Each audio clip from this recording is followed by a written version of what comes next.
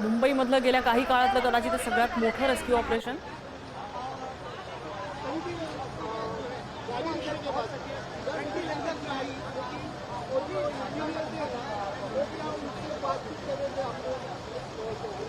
आणि या मोनोरेल मधली ही आतमधली दृश्य आहेत।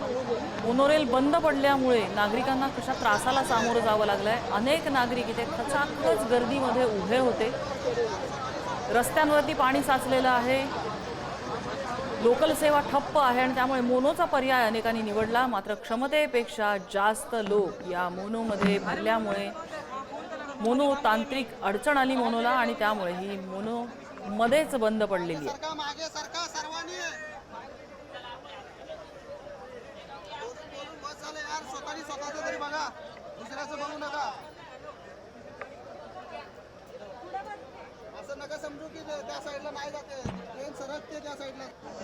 ही दृश्य आपल्याला स्पष्ट दिसतात। ही मोनो एका बाजूला झुकलेली अशी दिसून आली, जी रस्त्यावरून सुद्धा जी दृश्य होती त्यात ती मोनो एक बाजूला झुकलेली दिसून आलेली होती। आणि इथे सुद्धा आता हा जो आतमधला व्हिडिओ आहे त्यामध्ये सुद्धा ही मोनो झुकलेली आहे। एक व्यक्ती यामध्ये सांगतोय सगळ्यांनी मागच्या बाजूला सरका, पुढच्या बाजूला लोड गेला तर कदाचित ही टिल्ट होऊ शकते, काही मोठा अपघात होऊ शकतो। एक व्यक्ती सूचना करताना आपल्याला दिसतोय।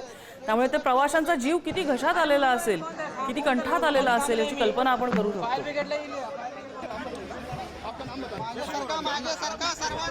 भाई 5:30 बजे ट्रेन पकड़ा हूँ, 5:30 से ट्रेन में था। अब कम से कम 8 बज गए सर। 8 बज गए, 2.5 घंटे। क्या तकलीफ आई आपको इसके अंदर? क्या क्या कितनी देर में आपको ये जो रेस्क्यू ऑपरेशन कितनी देर तक चालू हुआ, आपको क्या लगता है? रेस्क्यू ऑपरेशन कम से कम 1.5 घंटे 1 घंटे के बाद चालू हुआ। अंदर कितने लोग थे, आपको कुछ बता पाएंगे कितने लोग अंदर फंसे? कम से कम मेरे ख्याल से 1000 लोग तो थे। अंदर 1000 लोग? 1500 लोग, 500 तो डेफिनेटली रह गए। पूरा गाड़ी पैक था क्योंकि आधा घंटे के बाद ये ट्रेन आई थी और उसकी वजह से अंदर ओवरलोड हो गया। अंदर लोड के वजह से गाड़ी का जो एग्जॉस्ट बंद हो गया। अंदर कोई भी आपातकालीन स्थिति के लिए कोई भी ये नहीं थी, चीज नहीं थी। इमरजेंसी एग्जिट नहीं था। आपने कहाँ से ट्रेन पकड़ा था ये? मैं वडाला राम मंदिर से। राम मंदिर से पकड़ा? हाँ। तो अंदर ये बच्चों भी थे अंदर? बच्चे थे, बूढ़े लोग थे, लेडीज थी दो। एक मेरे सामने एक जो आदमी था उसको चक्कर आके वो अंदर ही बंद हो गया। तो लेकिन क्या कहना चाहेंगे, हाँ? कितनी देर तक ये आपको रेस्क्यू ऑपरेशन पहुंचा आपका? एक 1.25 घंटा लग गया पूरा अंदर वो फायर ब्रिगेड आने तक। आपने क्या नाम बताया आपसे? सुशील ओराडकर।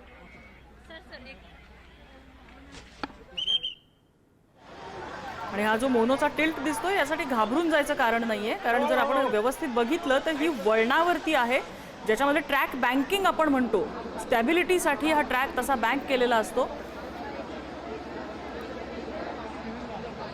आणि त्यामुळे दिसताना ती तशी दिसते, मात्र हे स्टॅबिलिटीसाठी केलेली रचना असते।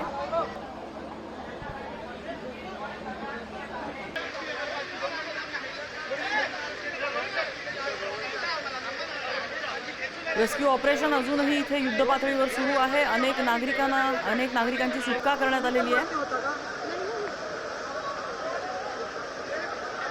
अग्निशमन दलाच्या अनेक क्रेन्स आणि लिफ्ट्स या ठिकाणी काम करतात आणि मोनोच्या डब्यामध्ये अडकलेल्यांचं रेस्क्यू ऑपरेशन सुरू आहे। काही जणांना तिथे गर्दी आणि शुद्ध हवेची कमतरता असल्यामुळे भोवळ सुद्धा आलेली होती अशी माहिती आता काही अडकलेल्या प्रवाशांनी दिली आहे।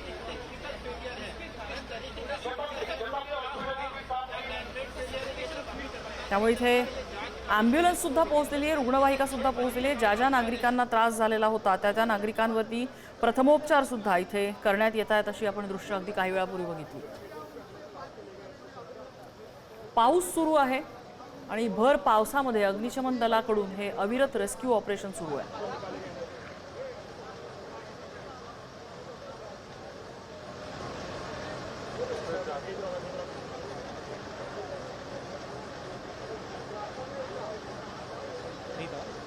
बट ऑब्वियसली सीनियर सिटीजन और किड्स भी थे तो प्रॉब्लम तो होती है सबको निकलने में। कोई वे ऑफ कम्युनिकेशन था एमआरडी की तरफ से या फिर पुलिस या बीएमसी की तरफ से? वो तो कम्युनिकेशन था, प्लस वहाँ पे साउंड प्रूफ तो आवाज़ नहीं आती है, तो उनको हमको बताना पड़ा ये मोबाइल नंबर पे कॉल बैक करिए, तब ऐसे कॉल होता है। किस चीज़ की खाली suffocation? Suffocation is the main problem. बाकी तो मुंबई की स्पिरिट है तो कोई दिक्कत नहीं उसके अंदर। मानना पड़ेगा कि एम्बुलेंस सारे आए हेल्प करने के लिए. We definitely were there. I am a doctor. मैं खुद खड़ी रही यहाँ कि अगर हेल्प चाहिए तो we can help it out. Police ने भी बोल के भरा, बट एवरी टाइम हम लोग इससे कम्युनिकेट कर रहे थे to give instructions. We were police से बेचैन और से पुलिस बार-बार अपील करती है. 2 लेडीज थी जो सफोकेट हुई, बट बाकी काफी लोगों से उन्होंने काफी हेल्प किया. बट डिजास्टर मैनेजमेंट और अच्छा होना लोग चाहिए. एक दूसरे को कैसे कोऑपरेट कर रहे थे अंदर? मुझे नहीं मालूम ये था अंदर. मैं तो इसको कांटेक्ट करी थी, पुलिस को बोला मेरे पास है एक अंदर, तो इनसे इसके थ्रू हम लोग इंस्ट्रक्शन दे रहे थे अंदर. आपका नाम ma'am? Doctor Maheshwari. Thank you ma'am. Thank you.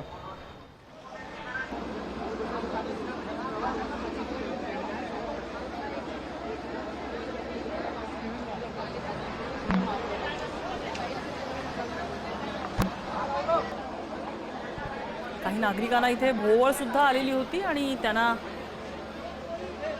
इथे अग्निशमन दलातर्फे त्यांचंही रेस्क्यू ऑपरेशन प्रायोरिटीने करण्यात आलेलं आहे. प्रथमोपचार त्यांच्यावरती इथे करण्यात येतील. रुग्णवाहिकेतून त्यांना उपचारासाठी रुग्णालयात पाठवण्यात येते.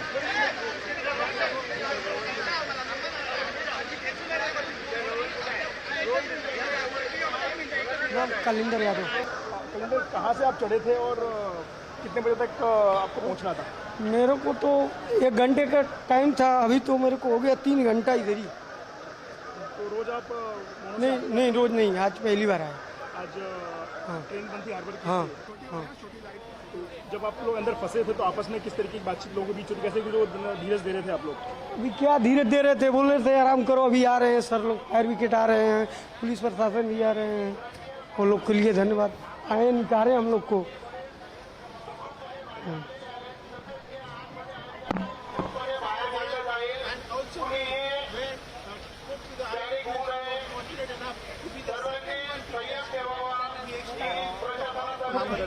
खूप घाबरल्यासारखं झालं होतं. आता सुरक्षित आम्हाला खाली उतरवलं, त्याबद्दल खूप आभारी आहोत आम्ही.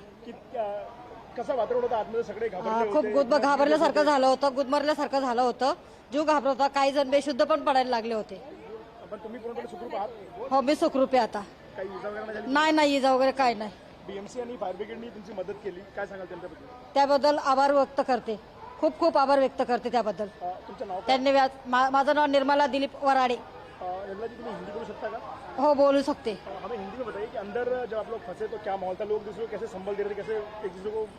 हमको बहुत डर लग रहा था और थोड़े देर तक हम रास्ता देखे, अभी गाड़ी आगे जाएगी तभी जाएगी करके देखा तो जाती नहीं थी. इसलिए फिर बोले फायर ब्रिगेड आने वाला है, ये आने वाला है, मदद बोलने वाला है. तो फिर बाद में उसको हमको बहुत तकलीफ होने लगा. वो तो टेंशन में आ गए थे हम लोग बहुत. अभी कैसा करे, क्या करे, कैसा जाएगा घर पे करके. घर वाले भी मोनोरेल से लगातार ट्रेवल करते हैं? नहीं, फर्स्ट टाइम ट्रेवल किया मैंने. कभी नहीं. ट्रेन बंद थी इसलिए? हार्बर की ट्रेन बंद थी इसलिए. वो डाले से हम लोग बैठे थे. अभी पूरी तरह ठीक है आपको? हाँ, अभी दिक्कत नहीं है कुछ भी. ठीक है, थँक यू. स्टेशनला 5:15ची ट्रेन होती, 20ला आली ती गाडी. नंतर मध्ये बंद पडली. आतमध्ये यांचं काही नियोजन नाही, कसं काही करायचं, आपत्कालीन काय करायचं ते काही नव्हतं. आम्हाला खूप त्रास झाला. आता इथे आतमध्ये आल्यानंतर फायर ब्रिगेड वगैरे आली, त्यांनी आम्हाला सुखरूपपणे बाहेर काढलं. आम्ही सगळ्या फायर ब्रिगेडचे आम्ही आभार. कोणाला काही इजा झाली, काही मार लागली काही? नाही, इजा वगैरे कोणाला नाही, पण झाली आतून फक्त थोडंसं त्रास व्हायला. आतमध्ये व्हेंटिलेशनला काही घालून नव्हती. आतमध्ये व्हेंटिलेशनसाठी काहीच तिकडे उपाययोजना नाही आहे. एक्झिट डोअर नाही आहे, एमर्जन्सी एक्झिट डोअर पाहिजे तो नाही आहे. त्याच्यामुळे बाहेर लोकांना रिव्ह्यू करायला भरपूर त्रास झाला. एक मिनिट. तर नागरिकांचं रेस्क्यू ऑपरेशन सुरू आहे मोनोरेलमधून आणि एकेकाला अगदी सुरक्षितपणे जमिनीवरती उतरवता येईल यासाठी हे प्रयत्न अग्निशमन दलाकडून केले जात आहेत. आणि हे रेस्क्यू ऑपरेशन सुद्धा अग्निशमन दलासाठी आणि इथल्या नागरिकांसाठी अगदी सहज सोपं आहे असं अजिबात म्हणता येणार नाही. काही क्रेन या व्यवस्थित ट्रेनपर्यंत पोहोचलेल्या आहेत, मात्र काही मोनो आणि ट्रेनमध्ये अंतर आहे. जानकारी नहीं, कुछ नहीं. अंदर जो लोग हैं वो सब सुरक्षित है? हाँ, नहीं, कोई तकलीफ नहीं, सब सुरक्षित है. खाली किसी का बीपी बढ़ रहा है, किसी का तकलीफ हो रहा है. 2 घंटे से एसी चालू नहीं है, कुछ नहीं, सब बंद है. लाइट भी, हाँ, घबराहट हो रही है सबको. बहुत जन को चक्कर भी आ गए अंदर. तो आपको कोई चोट नहीं लगी? अपनी सुरक्षित है? नहीं, मैं सुरक्षित है, खाली बीपी बढ़ गया था मेरा क्योंकि हार्ट का ऑपरेशन हुआ है. आपका तो अभी आप पूरी तरह ठीक है? हाँ, ठीक है, नहीं, कोई तकलीफ नहीं.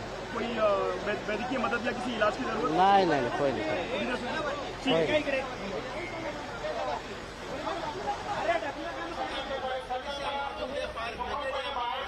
रेस्क्यू ऑपरेशनमध्ये खरंच नागरिकांचे प्राण किती कंठाशी आले असतील अशा सांगणाऱ्या ह्या प्रतिक्रिया. काही जणांना रक्तदाबाचा त्रास आहे, काहींची हार्ट कंडिशन आहे, घाबराघुबरा जीव झालेला होता, आपल्याला इथून कधी बाहेर पडता येणार, शुद्ध हवेचा स्रोत काही नव्हता, तांत्रिक अडचणीमुळे AC बंद होता आणि त्यामुळे अनेक नागरिक घाबरलेले होते. काही जणांचा रक्तदाब वाढला, काही जणांना क्लास्ट्रोफोबिक झाल्यामुळे भोवळ आल्यासारखं झालं. मात्र या प्रत्येकाचा रेस्क्यू करून त्यांच्यावर प्रथमोपचार करण्यात येत आहे.